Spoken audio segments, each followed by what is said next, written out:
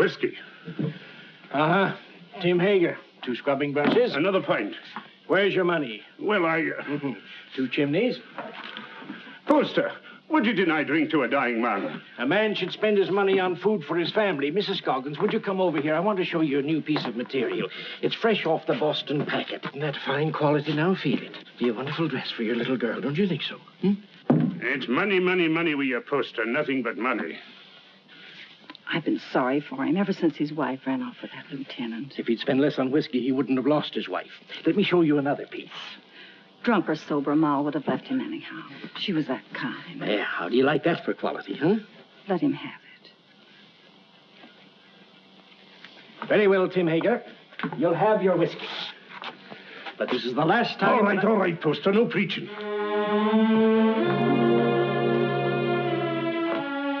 It's his little girl I feel sorry for. Poor little Jenny Hager. Faster, faster! Can't you swim any faster?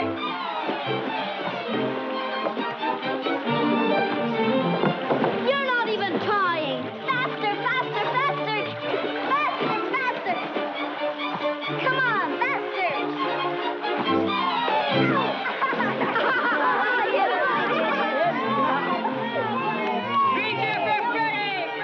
Jenny Hager, you made me lose! You always blame it on something. I hate losers. You're scared of the water. I can't swim. You'll never learn till you get out in deep water. But I'm cold. Oh, why don't you go help your father in the store? Measure out coffee and count wormy apples. You're no good down here. Go on, Ephraim. You can't swim till you try. Go ahead, Ephraim. He'll drown. I'm scared. Let's pull him out. No. Look, he's scared to death. Jenny, he'll drown. Who cares? What's all that racket about? The Jets, run for it. Poor Ephraim. Poor Ephraim. I'll say. Come on, boy. Hey, what's going on here? Good gracious. It's Ephraim Poster. What's he doing in the river? He can't swim, can he? Oh, what happened, Jenny? Those awful boys pushed him in. Poor Ephraim, poor. Nearly poor murder, that's what it is. If it hadn't been for you, Jenny, he'd have drowned. You all right, Ephraim? The boys didn't do it.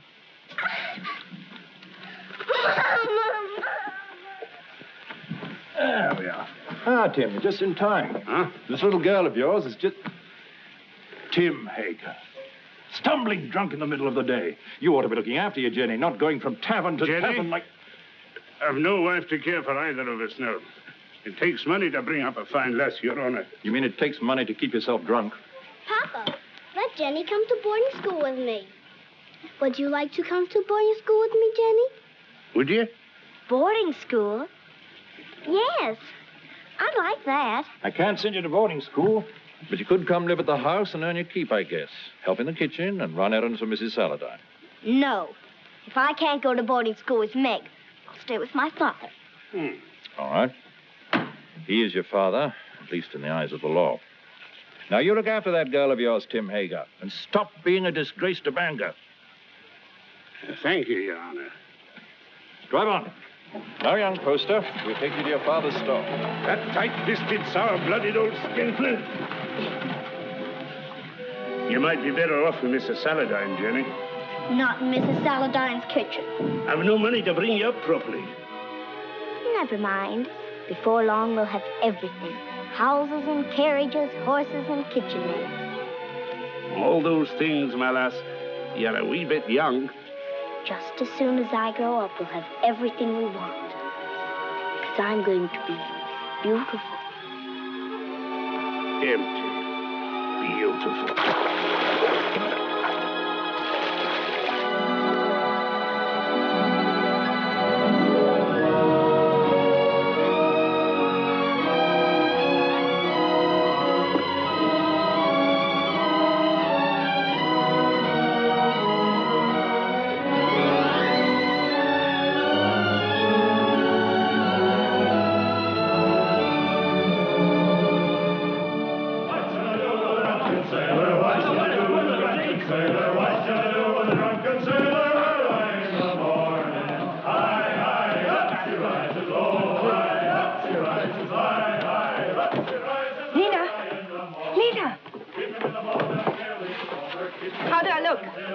Nice.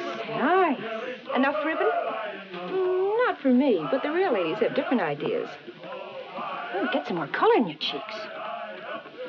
And bite your lips whenever no one's looking. Men love red lips. Let's go down and meet the packet. Why should I? The sailors will all come up here anyway. Oh, but the best ones get picked off down at the dock. Listen, honey, with your looks, you don't have to worry. Why, you can get the youngest and the best-looking man on the river. I don't want the youngest. I want the richest. Jenny, that's a recipe for trouble. Don't worry about me. I can handle trouble. I know you can.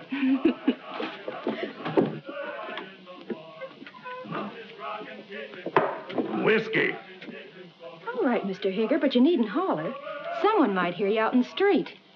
Who, for instance? Jenny, for instance. Yeah.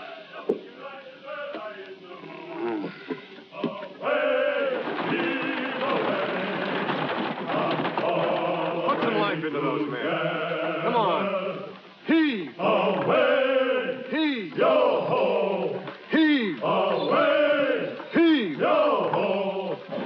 Well, Jenny, come down to see the cargo? It's exciting. We get used to it after a time. I suppose I import more stuff than any other man in the state of Maine. How many vessels do you think I own, counting the lumber barges? 56. Who told you? Somebody? Here, have some tea. Got a handkerchief? Oh, I don't need one. Take a good handful of it there. It's a present.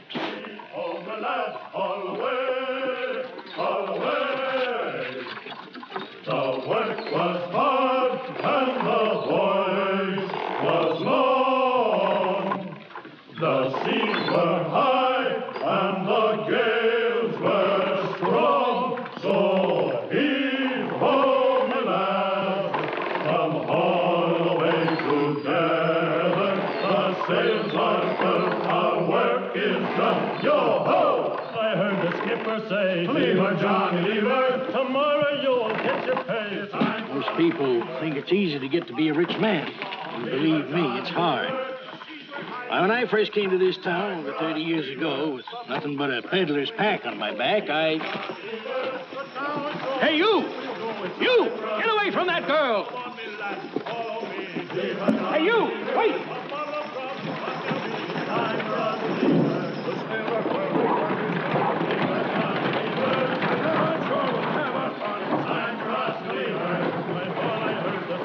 Say, leave her, Johnny, leave her.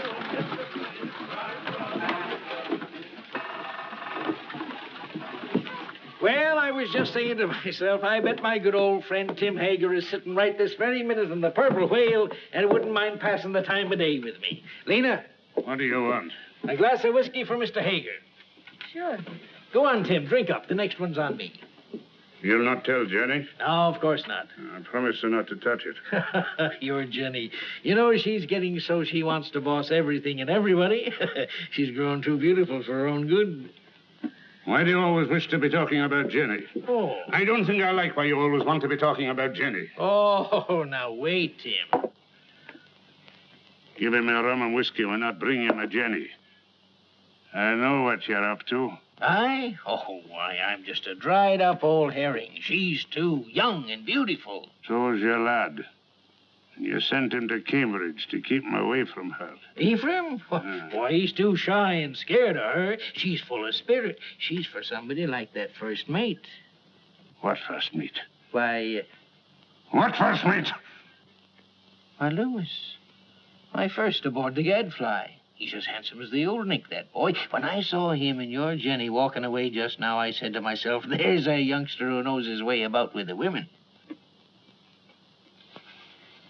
Where are you going? Home.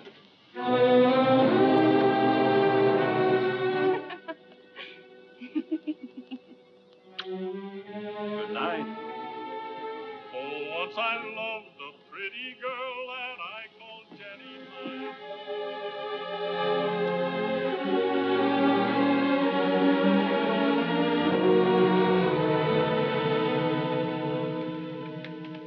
You're like your mother.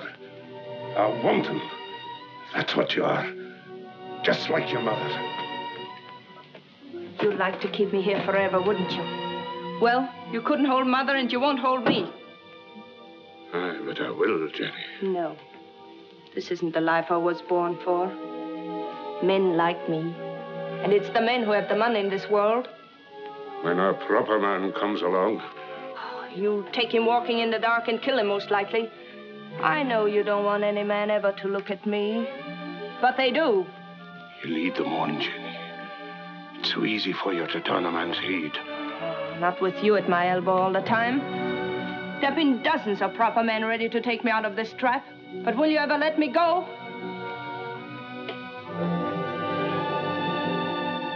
I know Mr. Poster wants me. I made him want me. What do you think of that? There's a devil in you, Denny Hager. A devil straight from the bad place. And I'm going to whip him out of you. You're going to beat me. This is one beating you're not like.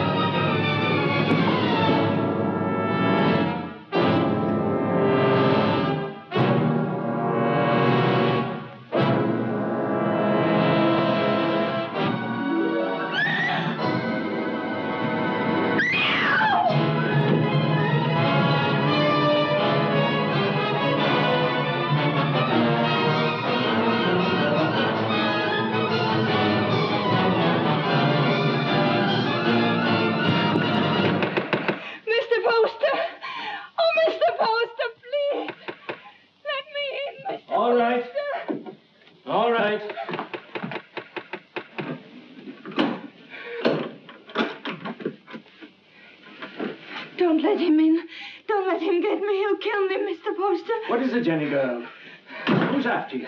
Father took after me with a whip. Land of promise, Mr. Poster. Come help her, Mrs. Hollis. There now, Jenny. Don't worry. Everything's going to be all right. You bathe her and rub some butter on them bruises and put her in my bed. Oh, that Tim Hager, he ought to be birched. That would take 6 men to do it. He's big, Mrs. Hollis, but no bigger than righteousness. If the town don't birch him, he'll be birched by the Lord. You showed good sense, Jenny, in coming to me. I'll do this. You stay outside. Oh, there now. If you keep on crying, your face will be all swole up tomorrow. And that's no way for a pretty face to be. He held me with one hand so that I couldn't move. And then he beat me until I thought I...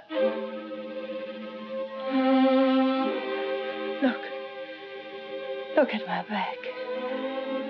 Oh, I can't go back there. I can't. He's going to kill me. You're not going anywhere until you're healed and sound again. Now you get out of these things while I heat up some water. You'll be as good as new and just... Yes, Mr. Poster. Something you wanted?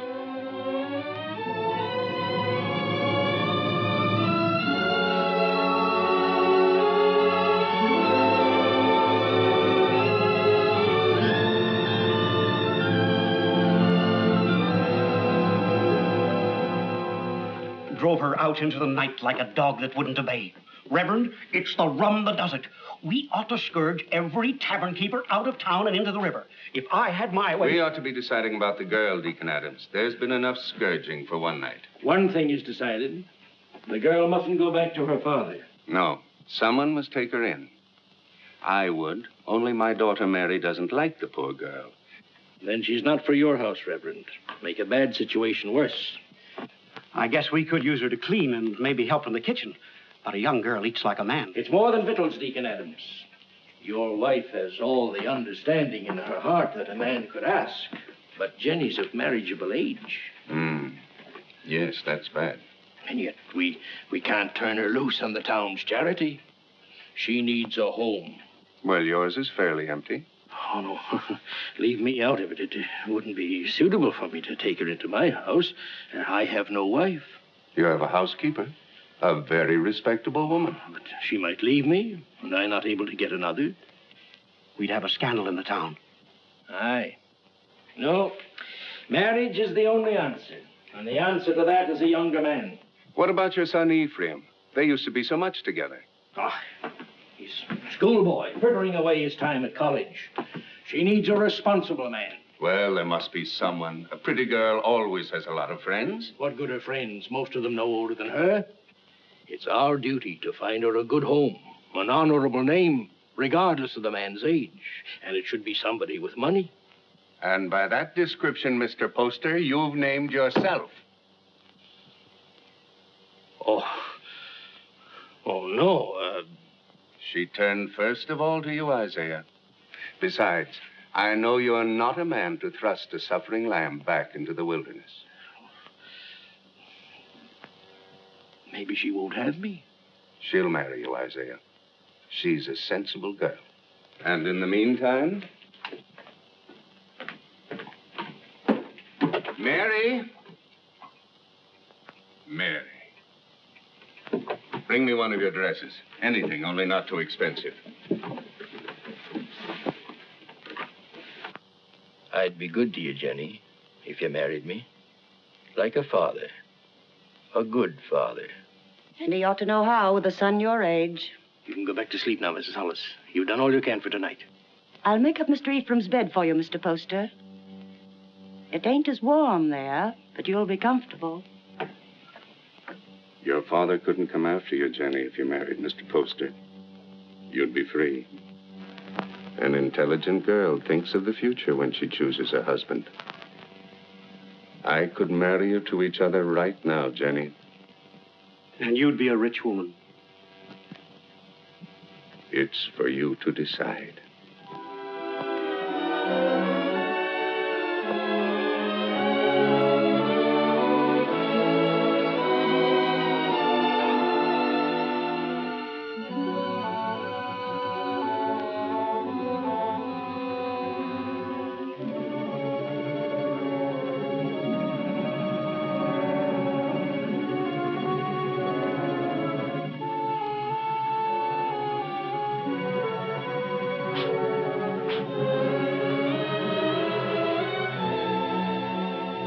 And when my father died, I turned to the only friend I had, Mr. Poster. He was very kind, taking me into his home and giving you a nice young mother.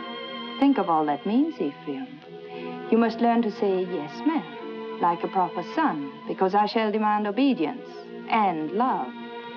And if you refuse, my dear son, I shall punish you by not kissing you goodnight. Now, Ephraim, do come home and see what a fine parent I can be. I do think families should be close, don't you? Jenny. Why, Meg Saladine, come in. Oh, if you're busy, Jenny, I can... No, don't go away. I was just ordering something from Boston. Something to brighten up the house. How nice. Mr. Poster's a very lucky man. This has been a very lonely house for him. Oh, I'm going to make a lot of changes. Meg. Yes? Will you help me? Of course, Jenny, of course. The water glass always here. And the wine glass here. And, oh, Jenny, you'll have to get rings for the napkins. Now, the biggest plate here. Oh, money changes everything. All I ever needed before was a knife and a spoon. But you want to be a lady. Give dinner parties and entertain your husband's friends. I'm sure Cleopatra never bothered about napkin rings. She didn't live in Bangor. Oh, that wouldn't have stopped her. It wasn't by knowing how to set a table that Cleopatra got along. Oh, Jenny. Every time I say something true about men and women, you say Jenny. Why does a proper lady have to be embarrassed about plain talk? It isn't honest, and it makes old maids. Doesn't anyone here care about church? Judge Saladine and Mr. Poster are waiting outside, and I'm in the ladies' choir. Didn't apply to me, that remark about old maids. I've already met my very special gentleman. He's not anyone in Bangor. His name's John Everett. He's Wood's boss for her husband. And he's a very educated man. Is he young? A little older than I am. Good looking? He's beautiful.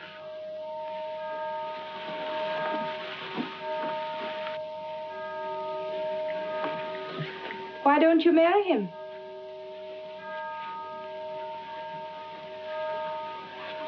He won't. He has no money. Oh, that's nonsense. Does he love you? Yes. And you love him? Then make him marry you. Oh, Jenny, I wish I knew how. He's not like the others. He thinks things out. I'd know how.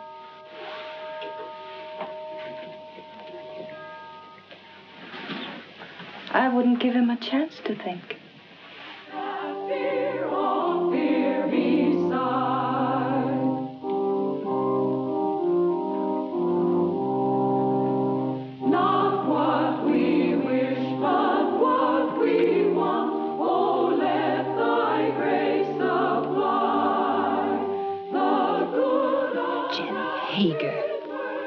Jenny Poster.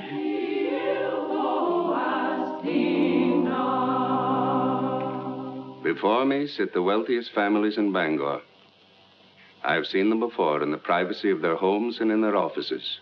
When I came to them to ask for money to enlarge this church, they gave me not enough to erect a temple of branches on a hillside.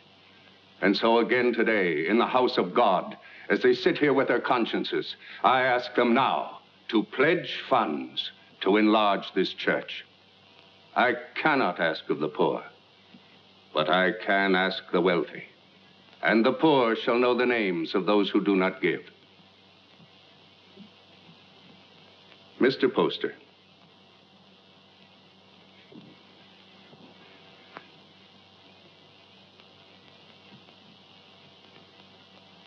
Judge Saladine.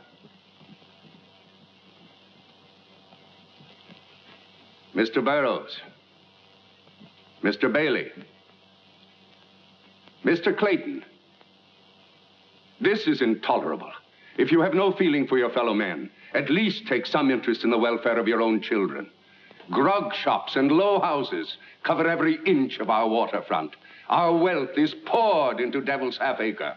And our young men, your sons, have nowhere else to go. Give me a bigger church, and I'll keep them here. Will no one pledge to the church more than just enough to save his face?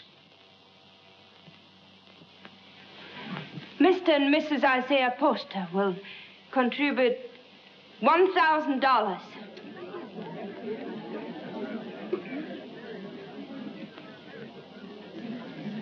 If the men of Bangor won't give to the church, the women will. Mr. and Mrs. Partridge pledge $500.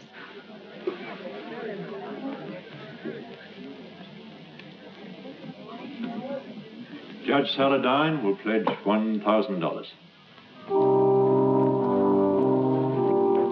Jenny, I want you to go on working for the church. A church can endure only upon deeds and not lip service. I'd say her lips have done you enough service. $1,000. If you think I've so much money, you ought to... Stop it, Isaiah. You're the luckiest man in Bangor. Oh, Mrs. Poster, I'm so glad to see the younger members taking an interest in the church, and I must apologize for not calling on you directly after you were married. That was a wonderful contribution, Jenny. He's a wonderful husband to let me make it. Good morning. Good day, Reverend. Good day, Reverend. Good morning. Good morning. Good morning. Ain't the money of mine, but I'd like to know what you're doing with it before you do it. I gave the money because I hate grog shops and what they do to people.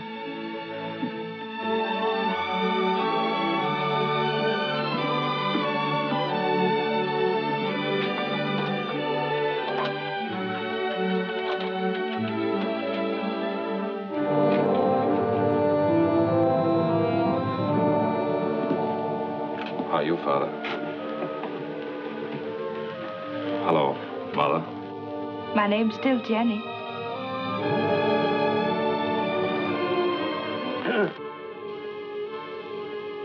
You came home, did you? I thought you'd be on your way to England or somewhere by now.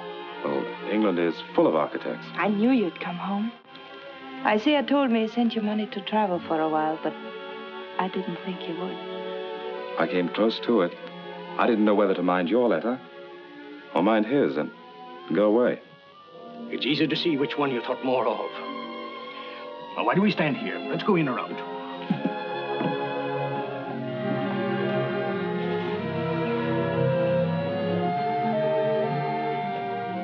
And let me do the writing to my son.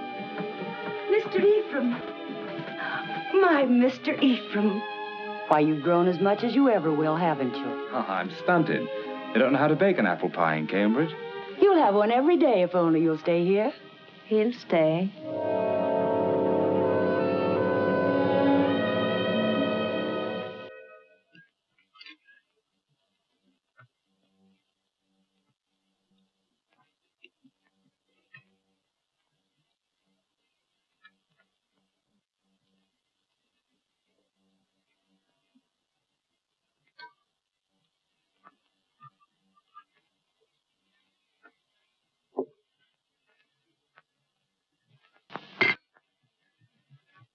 You'll find little to keep you in Bangor, Ephraim.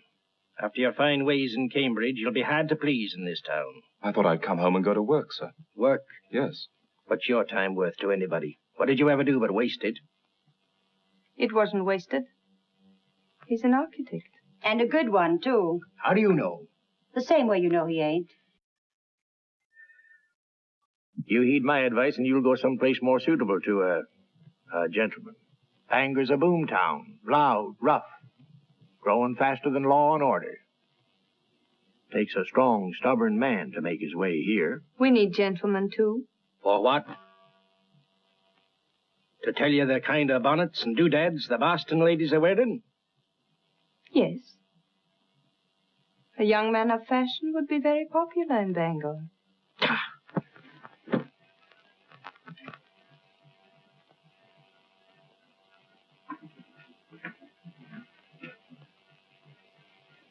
I'll join you later.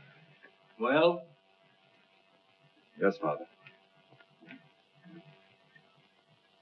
But you said yourself that Bangor was a boom town. Fortunes are made every day. Rich people will want fine houses. You heed what I said in my letter. Travel a bit. What makes you so angry with me? All I did was to come home. I get angry at you because of your ways. You think I don't know how you've been spending my money. Hard drink and easy women. I know your kind. Isaiah, you shouldn't upset your father. I'm sorry. All right, Father, I'll go away. If you really want me to. I don't think he does. You want your son to live at home, don't you, Isaiah?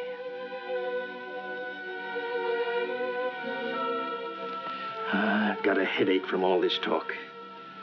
I'll lock up. It's time we all got some sleep.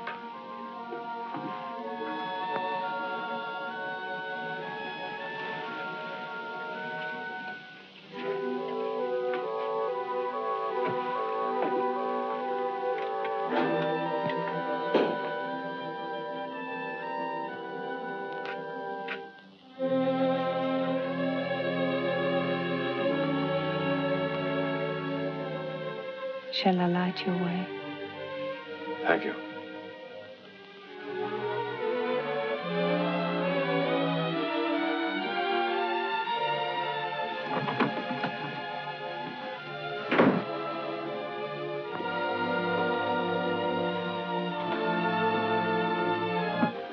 It's been a long time, Ephraim, hasn't it? A long time, a lot of changes. Did you really like that kind of woman? That kind he spoke about? I'd rather not talk about it, Jenny. I used to see them near our house before I came here. I used to watch them and wonder about them. I can see how women would be attracted to you.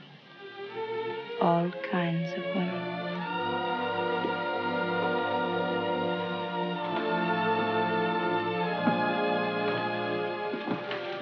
Good night, Ephraim.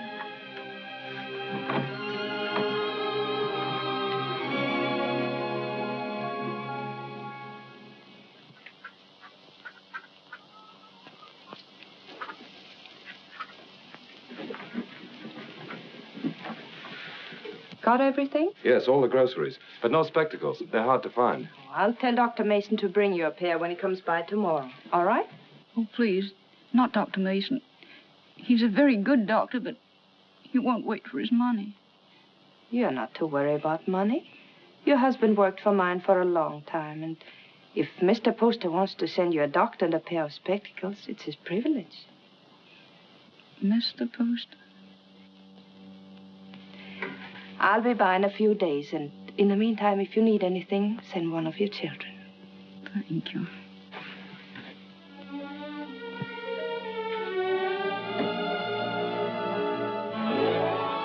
That's the way to hold your place in the town, Ephraim. And the people love you for it, Jenny. And I do want my husband and my son to be proud of me. Well, I wanted to see how you spend your days. Thanks for showing me. You've grown, Jenny. My father's wife's a great lady. I think behind Mrs. Isaiah Poster, you'll still find Jenny Hager. You remember Jenny Hager? Oh, that little ruffian?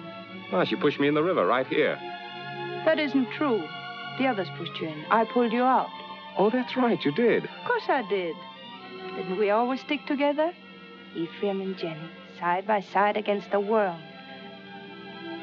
Oh, we had good times here, didn't we? Better than we knew. Shall I tell you something? I always think of this as our place, yours and mine. This is where we first thought we were in love. Yes. Silly, wasn't it? This is where you came to tell me your father was going to send you off to college. Yeah. And I said it was because of me. And I said he'd never separate us by sending me away. Oh, Jenny, the things I said. Of course, if you'd been home the night I came to your house, I would have been married to you now.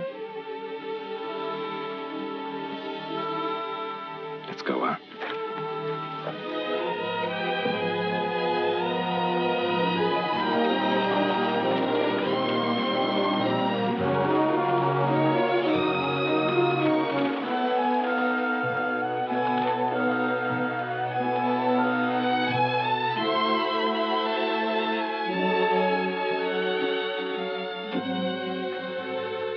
Come into the store and wait on me the way you used to. Another time, Jenny. I want to go up and talk to Father.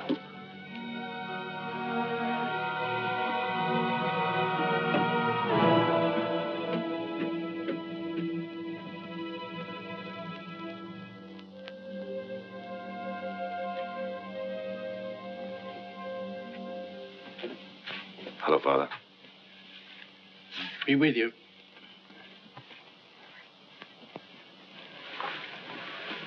What you been doing all day? Oh, driving Jenny around. Mighty popular in Bangor, isn't she? She does a lot of good. Spends a lot of money, you mean? If you really minded, you could put a stop to it. You're very happy with her, aren't you? Yes. Father, I'm going to take your advice. Bangor's no place for me.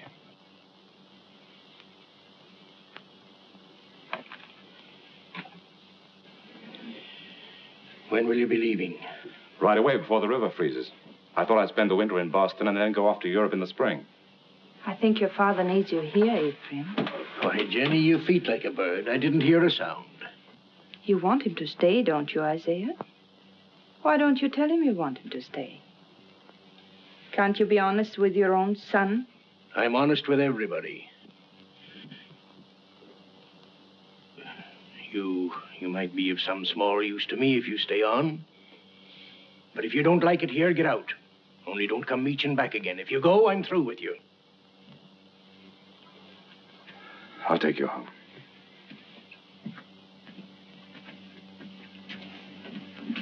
Don't work too hard, Isaiah.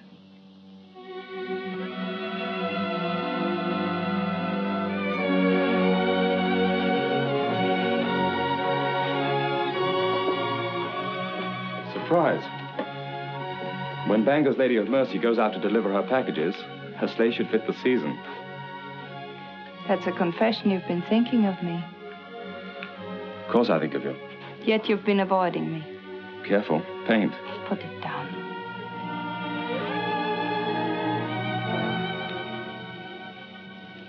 You leave the house early and you come home late.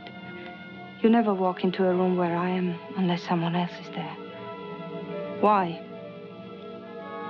Jenny, we shouldn't be standing out here like this. We might just as well be out on Main Street. Anyone could pass by. They wouldn't think anything wrong of it. You wouldn't. If you weren't thinking of me as you do. Jenny, you're married to my father. And his son loves me. He's been so good to both of us. His son has always loved me. I should have gone away. But you couldn't. Because you love me. Yes, I've loved you since before I knew the meaning of the word.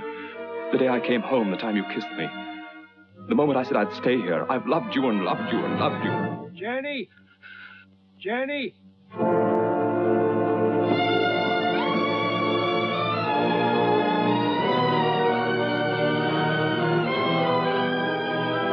Jenny! Father's very ill. Send for a doctor.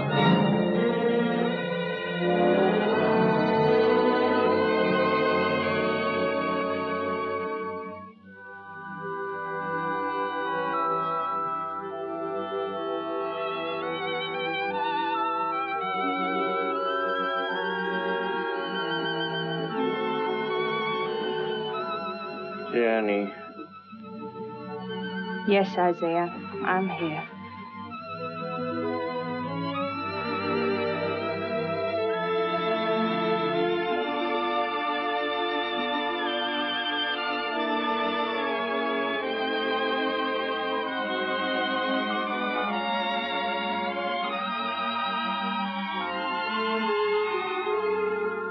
You keep this up and you'll fall in your tracks.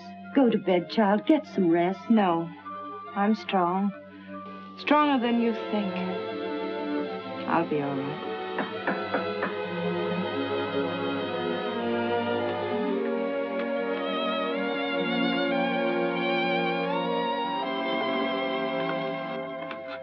How is he? Just the same, sir. Is there any possibility of speaking with him, Jenny? There's trouble in town. Dr. Mason says warm weather might bring him around. But that's a long way off. We're at our wits' end. There are too many people in town, too much idleness. Did you hear the shooting last night?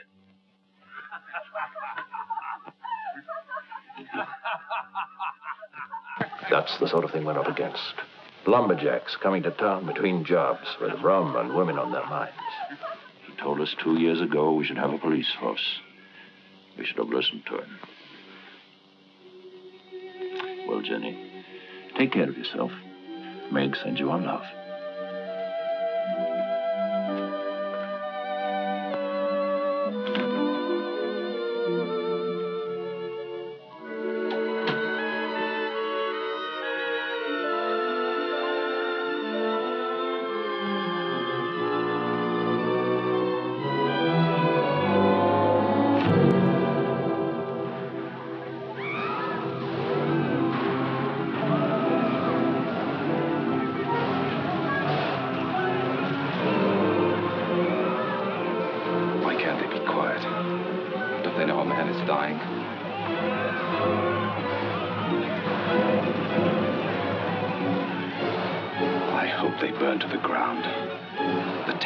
Houses and the people in them.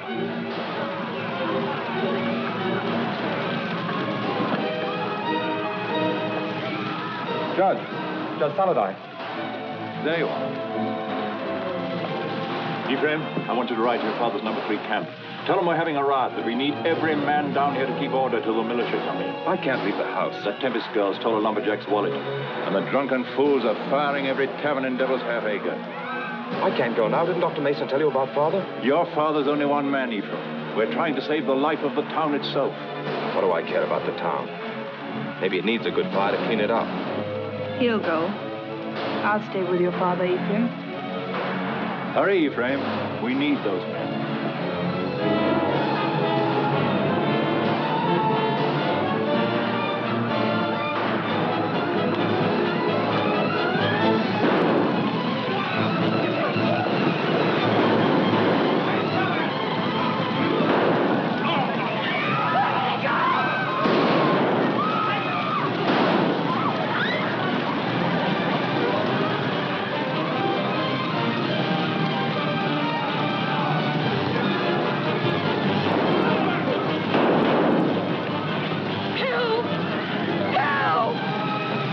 Jenny! Jenny! Let me go! Let me go! Help!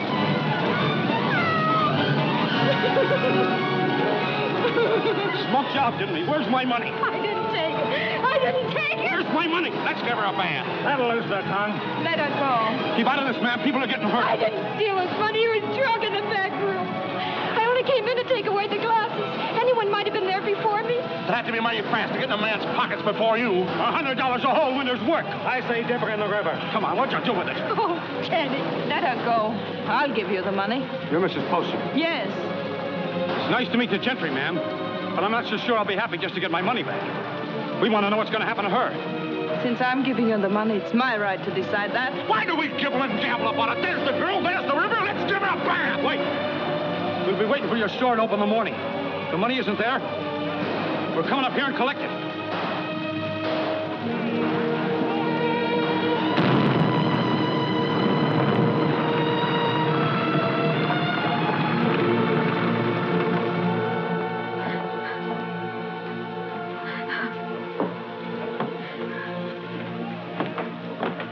They're crazy with drink, Jenny.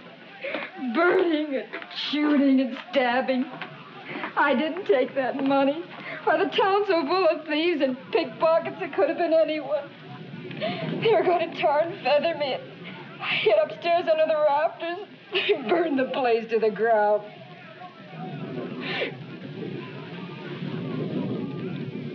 If I'm to go up to Camp 3, I better leave now. I want to be back in the morning.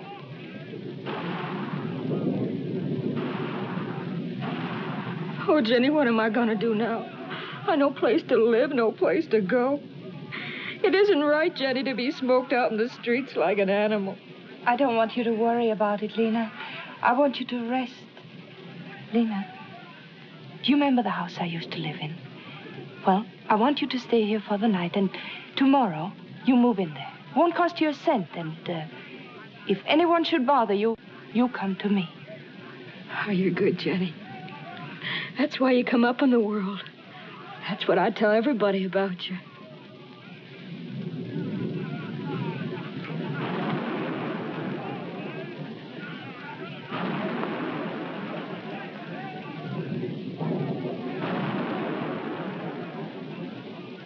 Jenny, you're wonderful.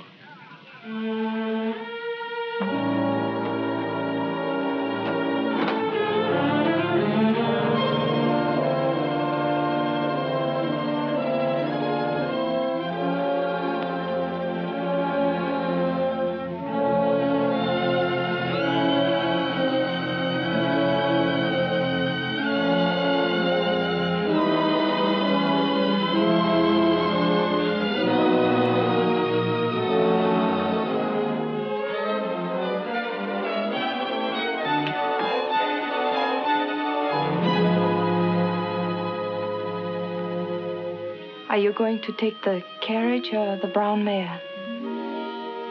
I thought the mare would be better. You'll be careful, won't you?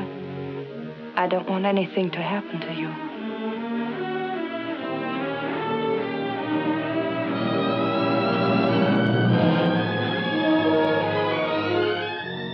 Mrs. Poster?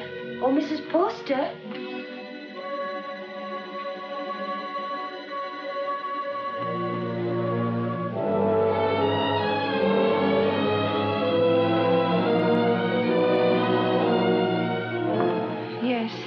The fever's broke. He's breathing better. He's going to get well.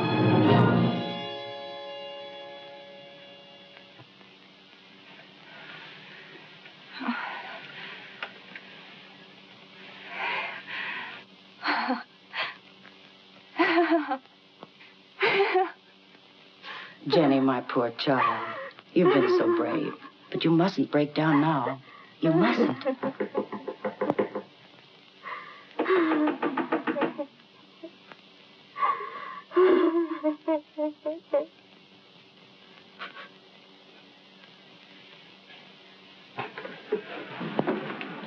Has Mrs. Poster gone to bed? Does she ever go to bed, the poor child, nursing and tending her husband? Tell her to come to the Saladine house. The girl will need her. What's the matter? Judge Saladine got into the fight. Hurt? Dead. Ask Mrs. Poster to come with us. It needs a woman to tell the girl. Mrs. Poster's been under a great strain. She's gone through enough. You better get someone else. Wait.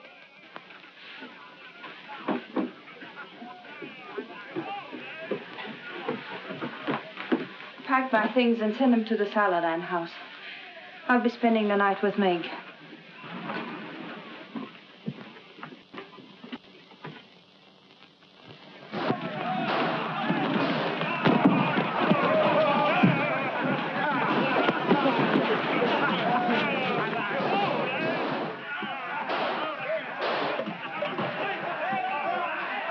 What's the matter?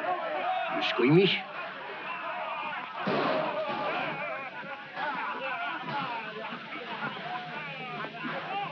They're still fighting. Can't someone ask for permission to bury the dead? I did. So we all sit about and wait for the liquor barrels to run dry. The loafers and drunkards have taken over the town. And for 3 days, a man like Judge Henry Saladin can't be carried to his resting place. There's a fine victory for rum. Don't talk like a fool. When those woodsmen come in from the timber, they want some excitement after the winter's work. You take away their pleasures, they'll go to work in another part of the country. Which only proves that we've got to have a police force. Some sort of city government, that's all.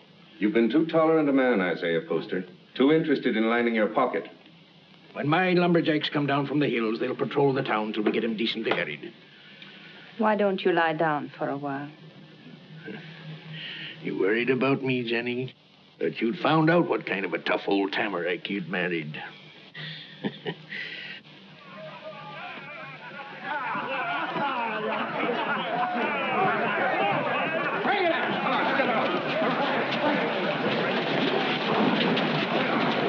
Well, we can start the funeral. What I said still goes. Get a little law and order in the town, and the grog shops can stay. It's good for business. Where are you going? Those are my boys. Going to give them orders.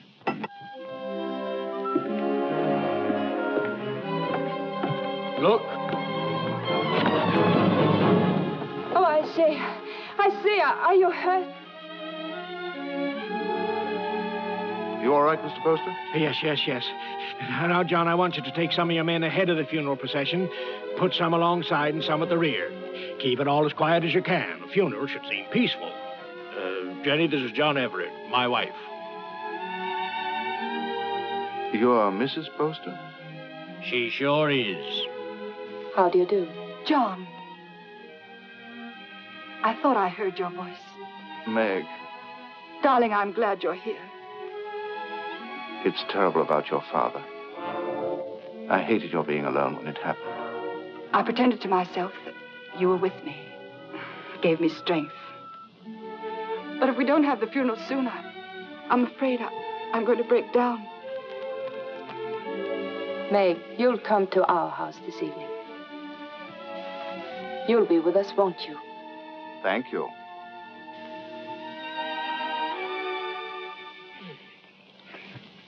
No, those aren't my after-dinner pills. These are for my spleen.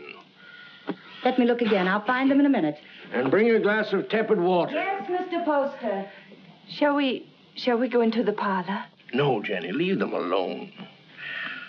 You know how young folks are. John has to go back to the camp in the morning. Go back? Yes, of course. Darling.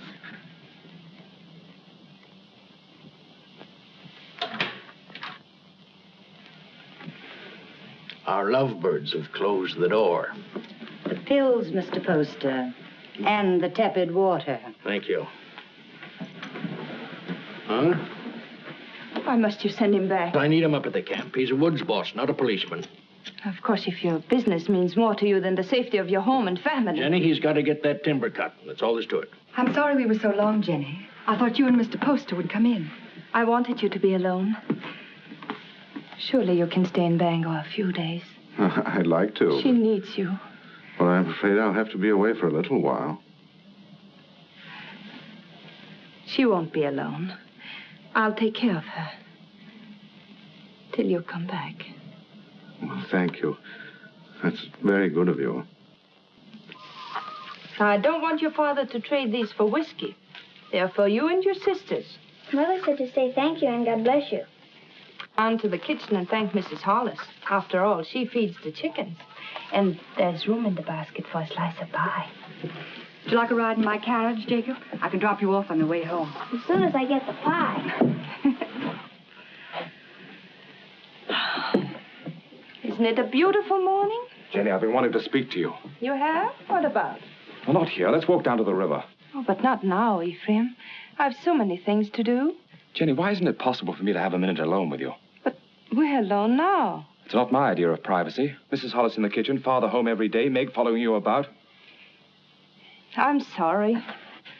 That's a very short answer, Jenny. What is it? Have you seen somebody else?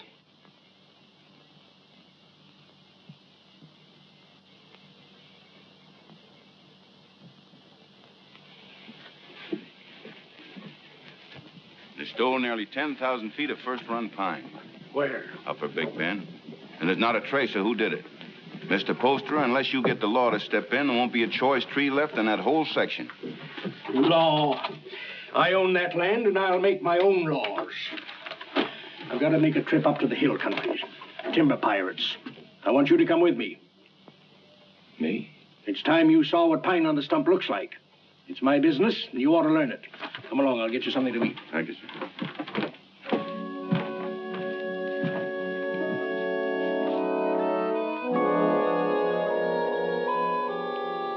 Jenny, What are you waiting for?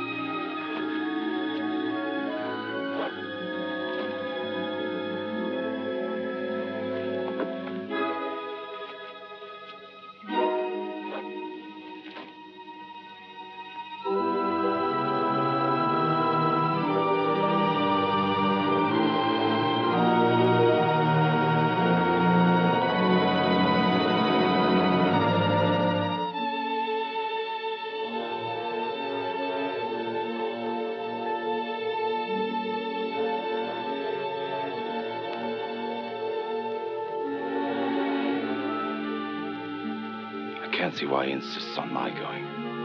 I'll be dead useless weight, and afraid of the water besides. Boats would be bad enough. These will be canoes, flimsy Indian canoes made of birch bark.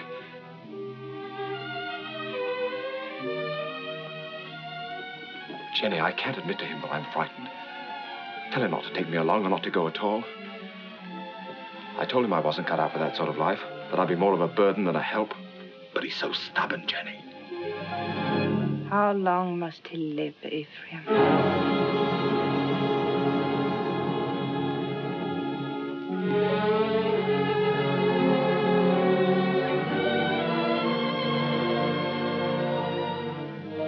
How long must he live between us? Jenny, don't talk like that. I want you to do something for us. But you're afraid.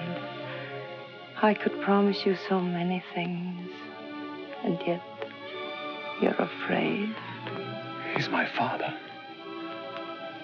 As long as he's alive. Why does everything frighten you? You're going to make me very angry. And if I get angry and go on wanting you the way I do, I might tell him what happened between us. Nothing has happened between us. No. But which of us will he believe? Jenny, you couldn't. You know what that would do. He lived a full and useful life. It would be a pity to see him die. But a greater pity to see his life ruined. With a lie. We've been living a lie, Ephraim, and I want to be done with it. I want you to return alone.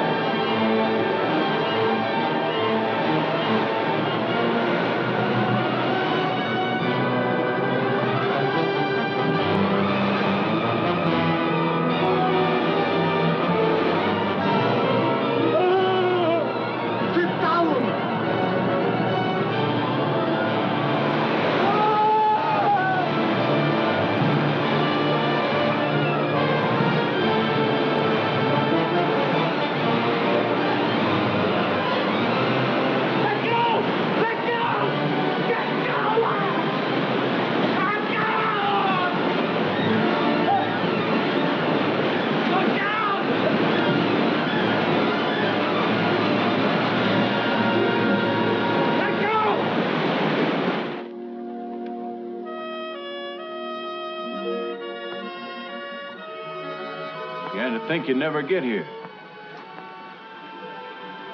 Where's the old man? Where's your father? What happened? What happened? He make all man die. Now, we go through swift water. He afraid. He stand up in canoe. And the canoe turned over.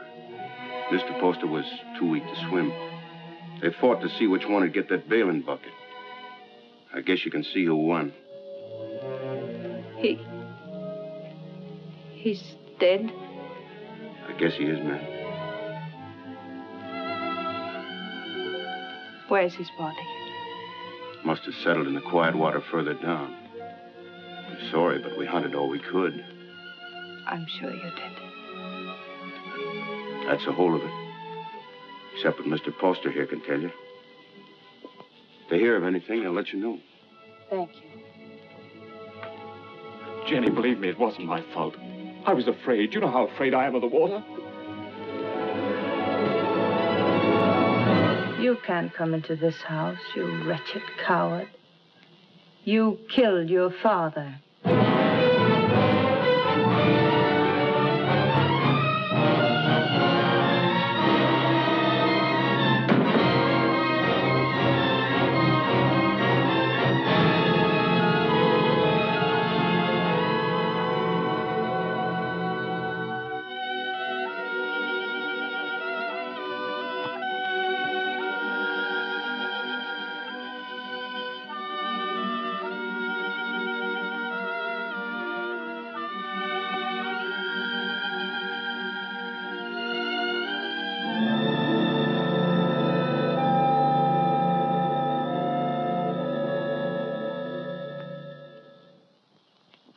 My husband was a fine businessman, but it never occurred to him to provide for the handling of his fortune after his passing. Well, there'll be no cold on Friendly Bank telling my woods bosses what to do. No disrespect intended, Mrs. Poster, but it's a man's world we live in up in the woods, and we don't rightly see how a woman fits in. Duncan's right. He's right, man. You'll go right on living in your world without interference. I'll own the properties, but you'll take your orders from your superintendent, John Everett. That's fine. That's fine. That's a great honor, Mrs. Poster, but My husband would have selected you, so I'll do it in his place. Thank you for helping me, gentlemen. This will be the first time I ever worked for a woman. Go down in there.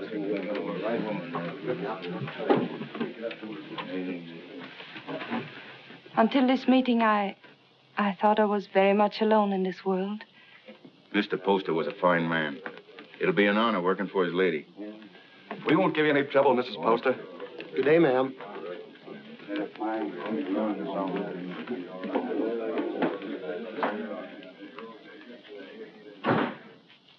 This is a wonderful thing you've done for me, Mrs. Poster. Have you any objections to working for a woman? Well, that depends on the woman. It'll be like managing a kingdom. Mr. Poster used to think of whole townships as other men think of acres. It really is a kingdom he built up. It's too bad. Too bad there's no heir to take the throne. Yes. Poor Ephraim. I never gave him a chance to explain. I accused him without proof. What more could you need? They saw him do it. I didn't. And I know he loved his father. You've got to stop brooding over it, Mrs. Poster. You'll only harm yourself, and it won't help Ephraim. I saw him on the street last week. He was drunk. And Dick and Adams were shouting, "You've chosen your damnation, and eternally damned you'll be." There wasn't anything you could do to save him. You're very tired, Mrs. Poster. I won't be after today. I've placed my troubles on your shoulders.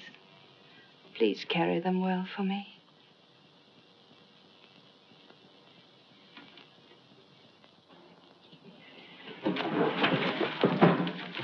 Meg, Jenny spent all morning getting them in order. Don't, Meg. You'll only mix them up more. I was only trying to help. Oh, I'm sorry. I didn't mean to shout. You're tired. In every bone. Driving timber was nothing to this. You might as well have remained in the woods for all we see of each other. I'm doing my best, Meg, but the work takes up all of my time. I know. I wasn't criticizing. I was just wishing that... But what? John, Yes? I'm lonesome. John? I'll see you tonight. For dinner? That's a promise. Meg, I haven't seen you for days. Food for a hard-working man. Ah, that's nice. And a cup of tea for both of us. You'll have some, Meg, won't you? There isn't enough for the three. I'll give up mine. The accounts receivable are all mixed up. I had them in order, but then the wind came in. Oh, later. You haven't eaten since morning. Meg, your man doesn't take care of himself. You better do it for him, or there won't be anything left of him to marry. John, there's a rumor that a company's being formed to build steamboats. Is that going to affect us? Not while water freezes, because then steam's no better than sails. But steam trains, Jenny. Just think. There'll be one to Old Town, and one maybe to Holton, and definitely one coming this way from Augusta. And we can load our wood right on our own trains and get into market weeks before the ice breaks. We'll outsmart everyone in the business. There'll be no stopping us once we get started. Jenny, you'll be the richest woman in New England. Then we'll have to make you the richest man. What's happened to Meg? Meg?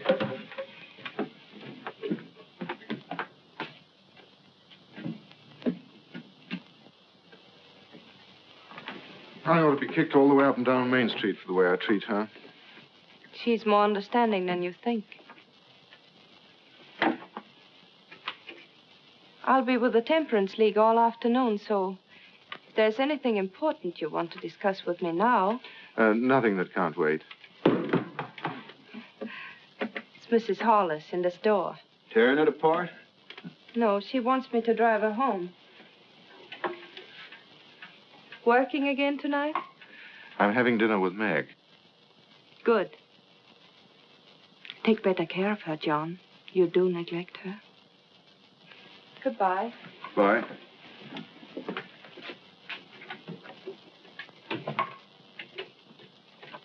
Camp 3. Thank you. She's a wonderful woman. Someday I'm going to pull a bottle out of his hand and bash his head in. Who are you talking about? Young Poster. You should hear the things he says about her. Has he been talking about her? Why, that drunken little... I've seen her nearly sick with worry over what he's doing to himself. Find out where he stays. I want to see him. Poster, are you in there?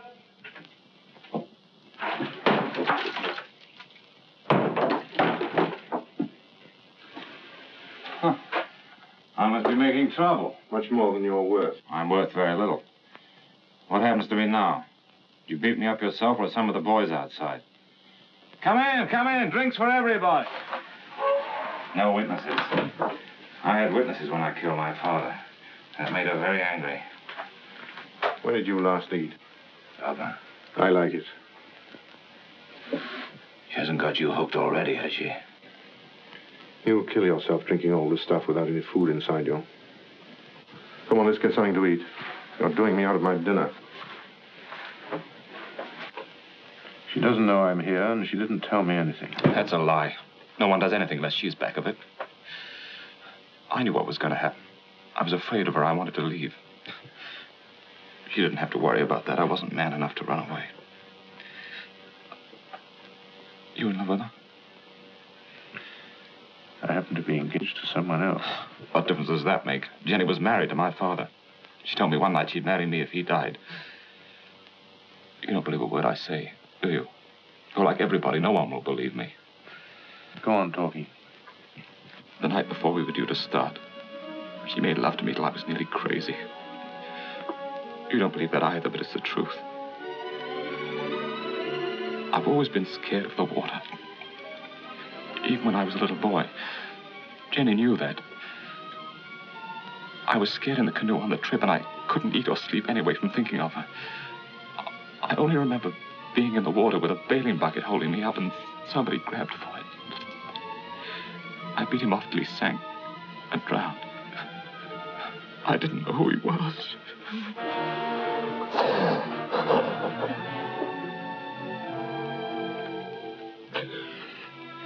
She's so rotten. You've got to believe me. She's not even a human being.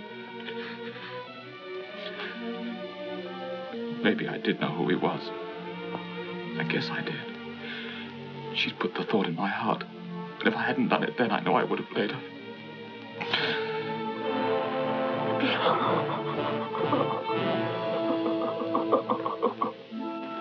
I don't know what you're talking about.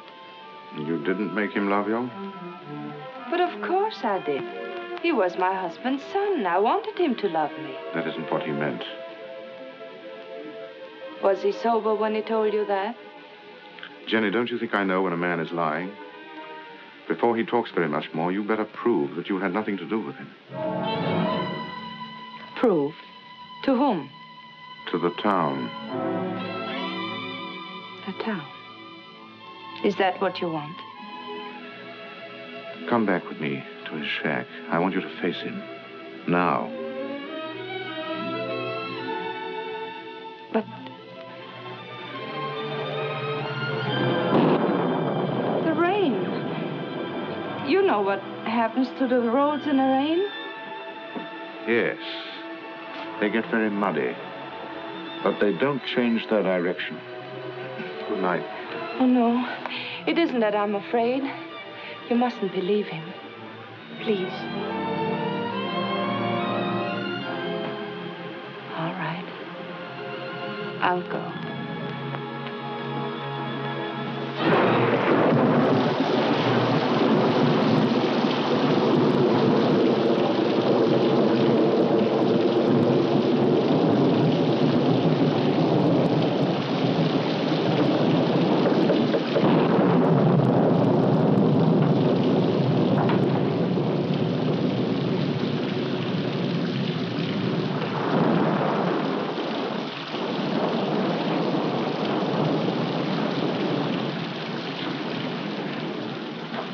Can't have gone far in this rain. We'll wait for him. I'll put the horses in the shed if you'll light the way.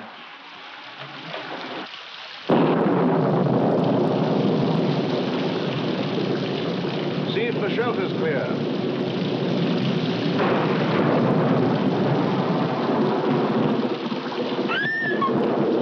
What's the matter, Jenny?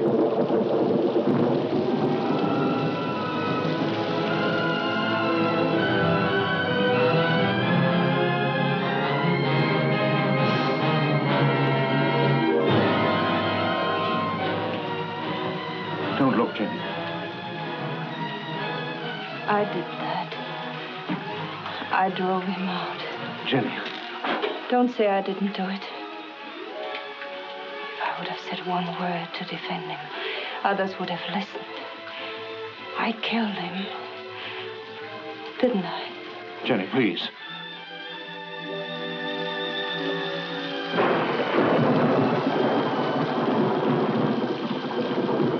Go inside and sit down. You're shaking.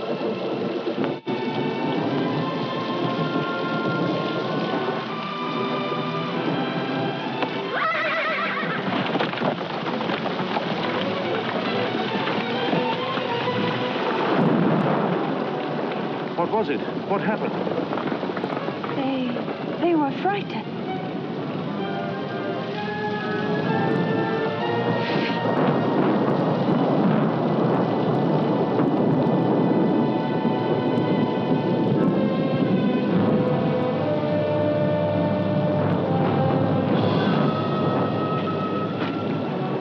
We're 10 miles from town, and we'll have to walk.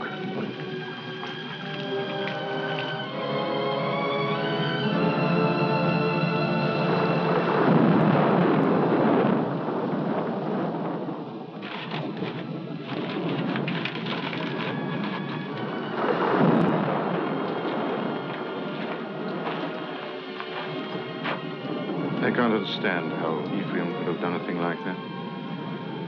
It isn't atonement, it's running away. And you can't run away from the hereafter. It's not Ephraim who's upsetting you. It's because you're here with me. Well, aren't you worried about your reputation? It's a small thing to worry about after that. You'd better try to sleep.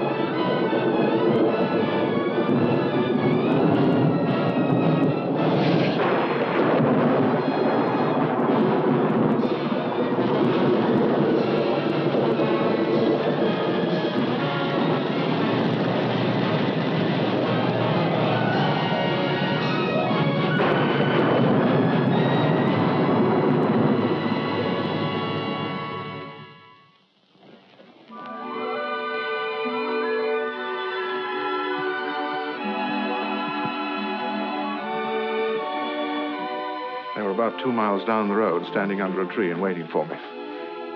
And the carriage? Just a broken axle. I can fix it in an hour.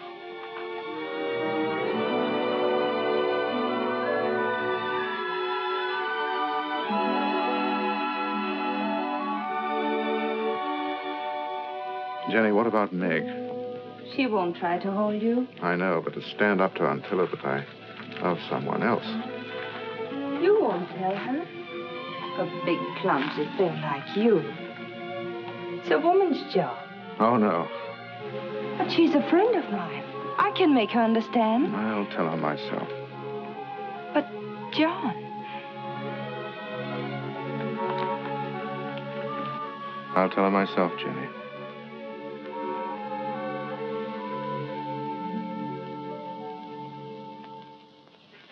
It must have been the storm.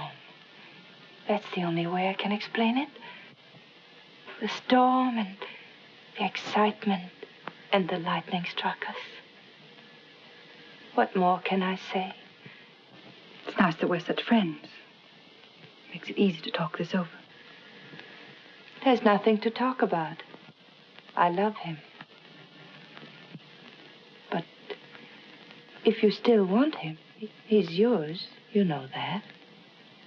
You know I'd give him back to you if you asked me to. I suppose I'm a fool. Why? I should have realized that when he said he loved me, he must have said the same thing to you just the day before. No, he didn't. He never said those words to me. I thought it was because he was shy.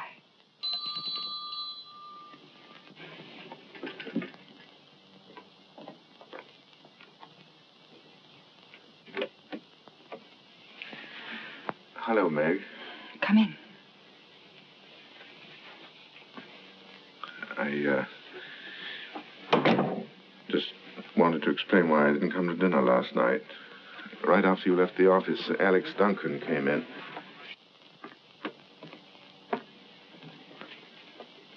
Jenny, I told you I wanted to explain this to her myself. I didn't think you should. I'll be waiting for you outside.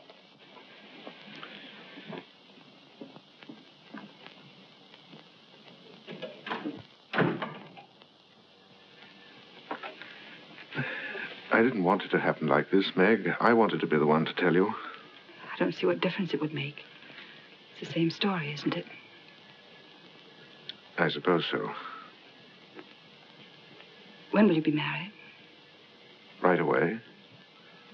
In Bangor? I don't know. Jenny will take care of the details. I saw this happening a long time ago. There was nothing I could do about it. She's waiting for you.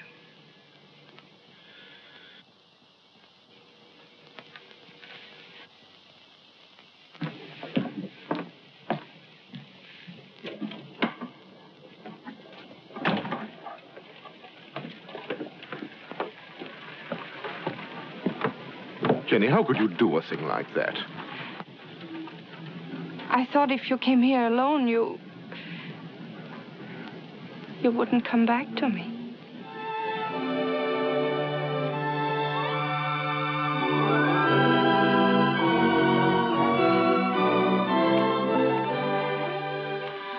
My dear son, I wanted to be with you this Christmas, to see you again, and to meet your wife. But all your brothers are bringing their families here, so I can only send you this ring in my place. It was given to me by your grandmother to be passed on to the wife of my eldest son, and I know Jenny will care enough about it to do the same. Will you? What if we only have daughters? We'll have sons. I've made up my mind. What else does your mother say? Well, she talks about my brothers and how deep the snow is, and then she says, "A Merry Christmas to you both, my dears. The Lord bless you, Jenny, and make you fruitful. My arms ache for John's first boy." Your mother must be a wonderful woman. I hope that someday you'll say I'm just like her. Well, that won't be easy. Mother had 9 sons.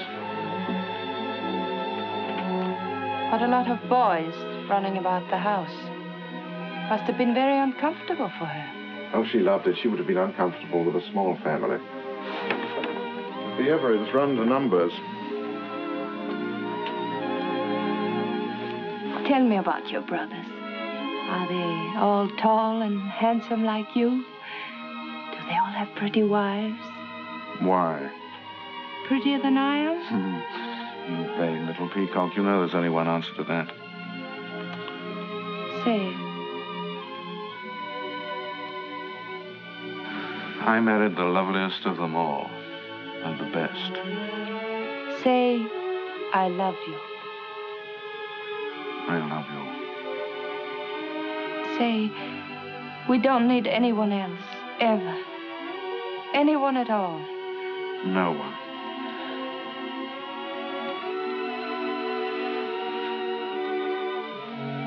I always lose happiness. I can't seem to hold it.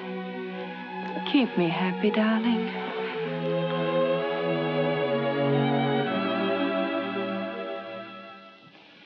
There's no reason why this should happen to you. No reason why it should happen to any woman. Quite often, nature seems to fumble, Mrs. Everett, and doesn't make a person complete. We can't even hope in a year or 2 or ever. Not in my opinion. Of course, you're free to consult with another doctor. I can give you the name of a very fine one in Boston, and I know of another in Philadelphia. I believe you. You mustn't decide, my dear, that the future's altogether dark and empty. You can adopt a child, you know. It should give some release to your normal womanly emotions. I want a child of my own. You won't talk to my husband, will you? I'll tell him myself when I think it's the right time. Of course. You see, he wants children. He's very fond of them.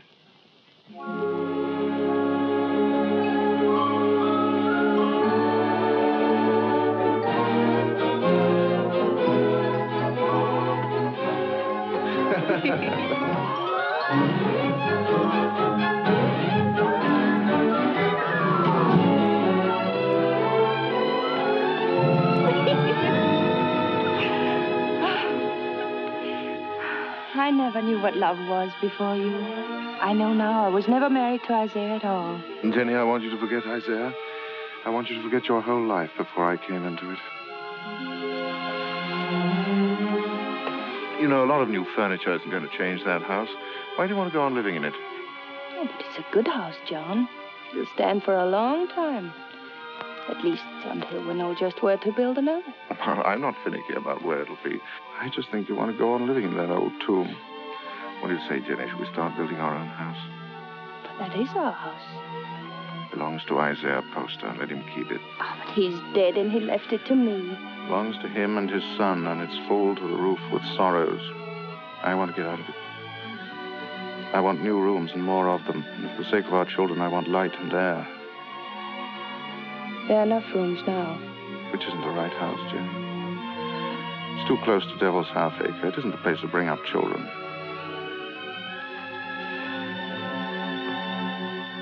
There won't be any children.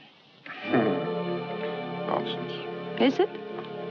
Ask Dr. Bailey. He'll tell you.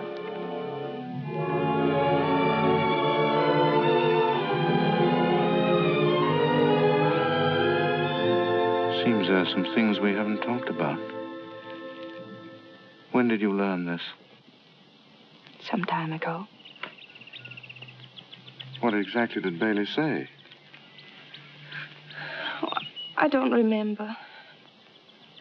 Makes a lot of difference, doesn't it? What do you mean? Between us. Doesn't make any difference at all. There are many things a husband and wife can live for. I wonder what you'll think in a few years from now. I'll think that you're more beautiful than ever, and that I love you very much. Oh, look. There's Lincoln Pentridge. He's a great man. He has special powers.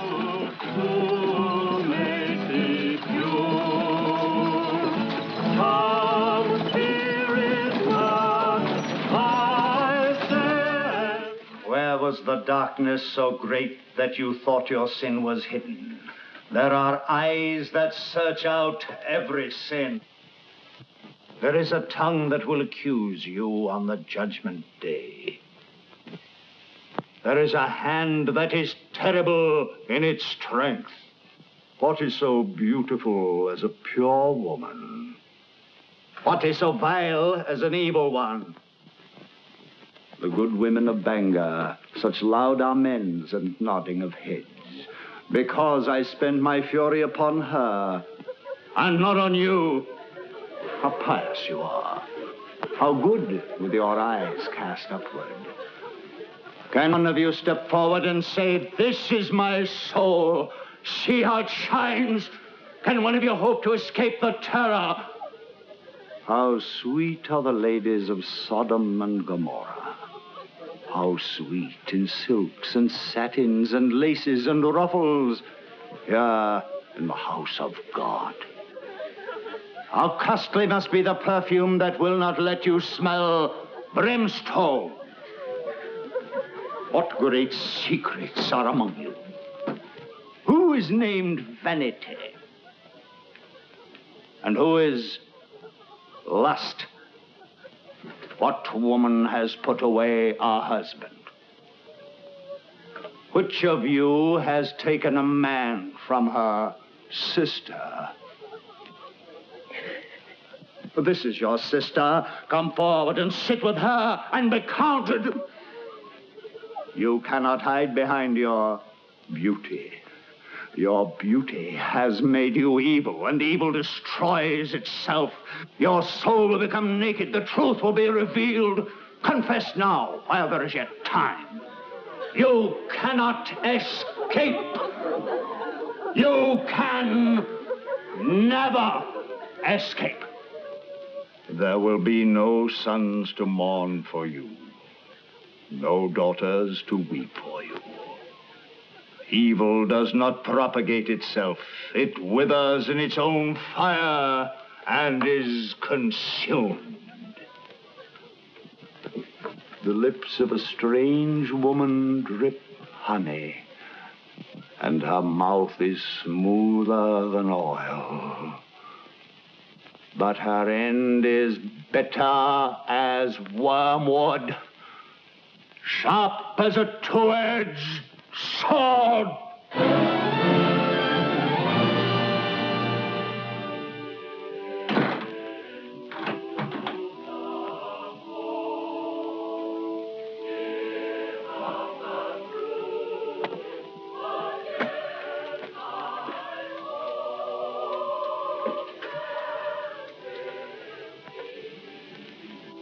What's the matter, Jenny? I want light. It's so dark. Why do you go to those meetings? It's not like ordinary church going. You come home exhausted and afraid. He was talking to me. Straight to me. I mean, what is it?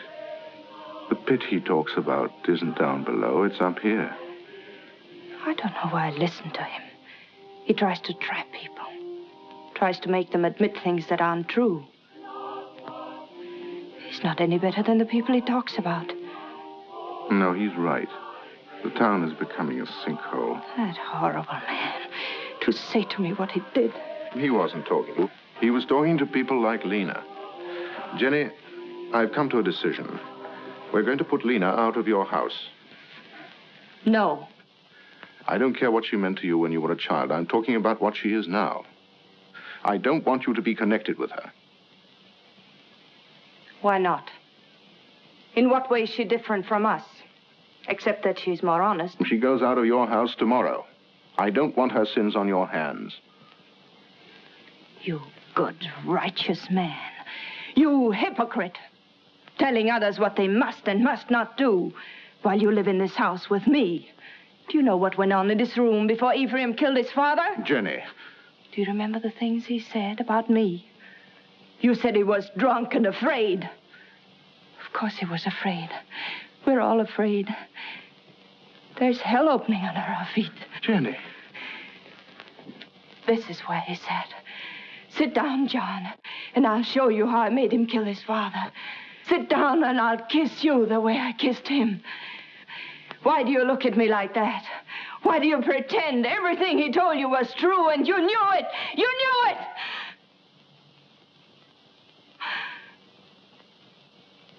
Oh, I don't know what I'm saying. Oh, I'm sorry. I'm sorry. Go to bed, Jenny. Please go to bed.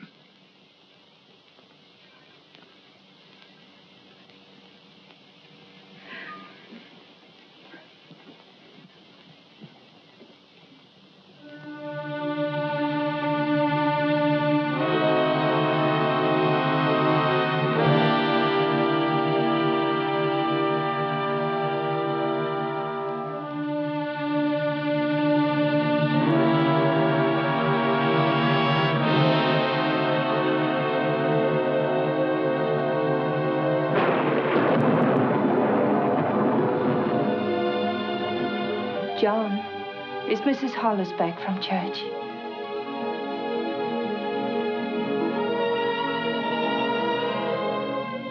John, it's time for bed.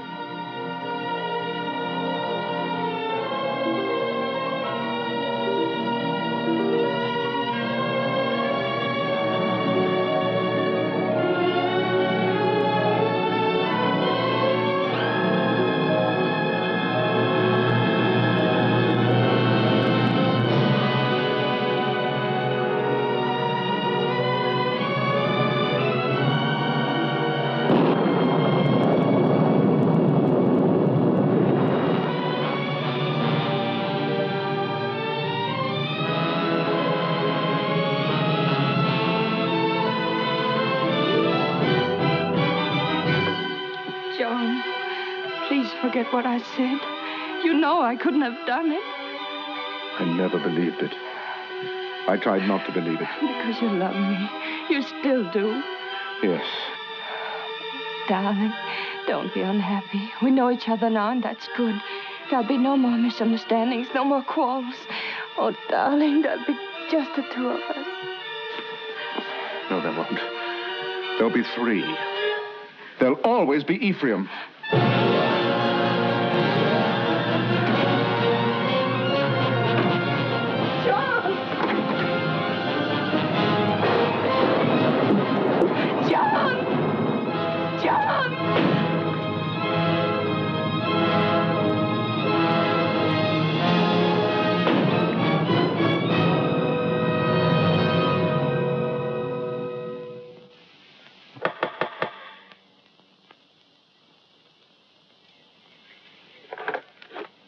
Oh, come in. Mary, I'm looking for Mr. Everett. I thought he might be with Reverend Thatcher. Father isn't here right now, but if you'd like to wait... Oh, no, thank you. I have no time.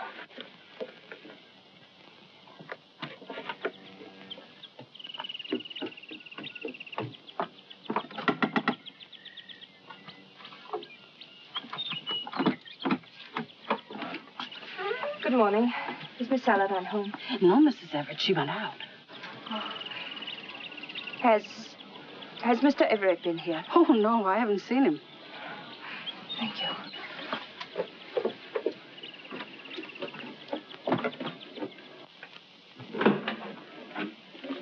Oh, I thought it was Mr. Everett. Do you know where he is? He didn't come in here, ma'am. I slept here last night on account of the rain, and you're the first one in. Mr. Everett tells me you're sending a school teacher up to every camp with more than 2 families. That's a handsome thing to do, ma'am. I guess you're mighty fond of children. Duncan, who did sleep here last night? Was it you or Mr. Everett? Ma'am, I told you. Oh, that's just another one he has. He sometimes... He wore this hat when he brought me home from church last night, and he wore it again when he went out for a walk. Now, why aren't you supposed to tell me where he is? You put me in an awful fix, ma'am.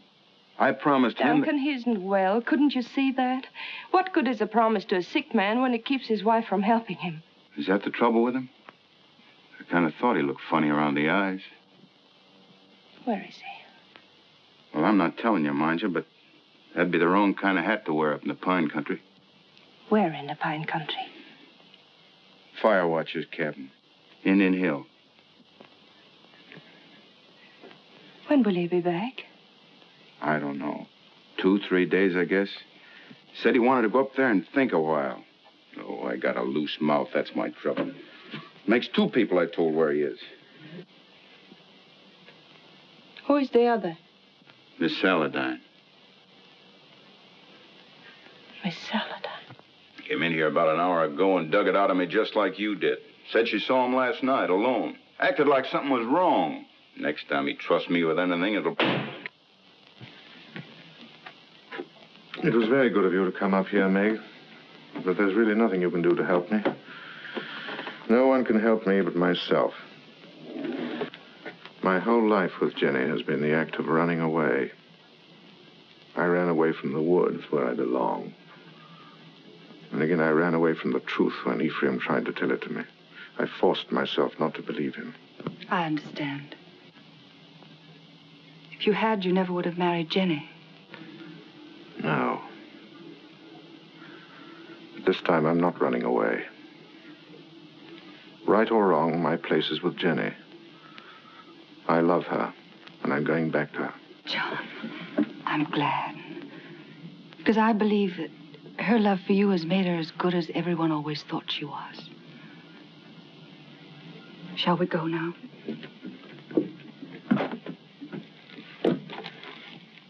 Jenny will be anxious.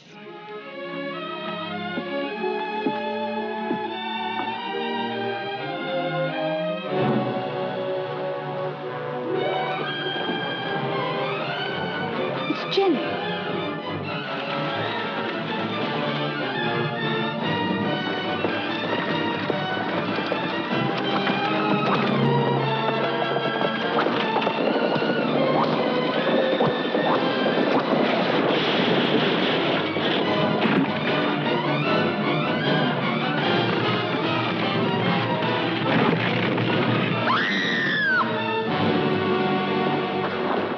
Jenny.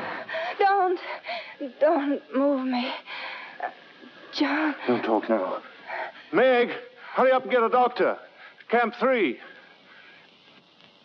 I saw you with Meg, and I know. I tried to hurt you. I wanted to hurt you. Don't, Jenny. Lie still.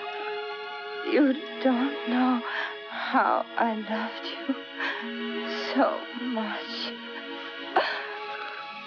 I'm afraid.